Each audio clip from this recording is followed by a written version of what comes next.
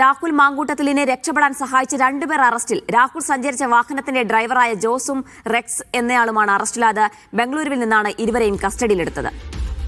Sijo V John ചേരുന്ന വിശദാംശങ്ങൾ നൽകാനായി. സിജോ, ഇവർ രണ്ടുപേരും ഏത് രീതിയിൽ രാഹുൽ മാങ്കൂട്ടത്തിലിനെ സഹായിച്ചു എന്നാണ് അറിയാൻ കഴിയുന്നത്? എപ്പോഴാണ് ഇവരെ അറസ്റ്റ് ചെയ്തത്? രാഹുലിനെ പറ്റി എന്തെങ്കിലും സൂചന ലഭിച്ചിട്ടുണ്ടോ? ഇവരെ കഴിഞ്ഞ ദിവസം ബംഗളൂരുവിൽ നിന്നാണ് കസ്റ്റഡിയിൽ എടുത്തിരുന്നത്. അതിനുശേഷം അന്വേഷണ സംഘം വിശദമായി ഇവരെ ചോദ്യം ചെയ്യുകയും ചെയ്തിരുന്നു. പക്ഷേ രാഹുലിനെ കുറിച്ചുള്ള വിവരങ്ങൾ ഇവരിൽ നിന്ന് ലഭിക്കുകയും ചെയ്തിട്ടില്ല. മറ്റു ചില ആളുകൾ പറഞ്ഞതനുസരിച്ച് രാഹുലിനെ കൊണ്ടുപോവുകയാണ് ചെയ്തിരുന്നതെന്നാണ് പറഞ്ഞിരിക്കുന്നത്.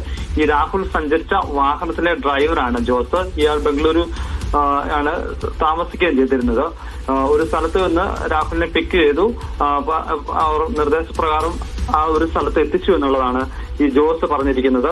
പിന്നീട് രാഹുൽ എങ്ങോട്ട് പോയതിനെ സംബന്ധിച്ച് ജോസിന് വിവരമില്ല എന്നുള്ളതാണ് അറിയുന്നത്. അതോടൊപ്പം തന്നെ രാഹുലിനെ സഹായിച്ച മറ്റൊരാളാണ് റെക്സ്. ഇയാൾക്ക് രാഹുലിന് താമസിക്കാനുള്ള സൗകര്യം ഒരുക്കി കൊടുത്ത ആളാണ് റെക്സ് എന്നാണ് മനസ്സിലാക്കുകയും ചെയ്തിരിക്കുന്നത്. എന്തായാലും ഇവരിൽ നിന്ന് കൂടുതൽ വിവരങ്ങളൊന്നും അന്വേഷണ സംഘത്തിന് ലഭിക്കുകയും ചെയ്യുന്നില്ല. ഇവരെ അറസ്റ്റ് രേഖപ്പെടുത്തിയിട്ടുണ്ട്. അതിനുശേഷം വിട്ടയക്കുകയും ചെയ്തിട്ടുണ്ട്. രാഹുലിനായിട്ടുള്ള തെരച്ചിൽ ഊർജിതപ്പെടുത്തിയിരിക്കുകയാണ്.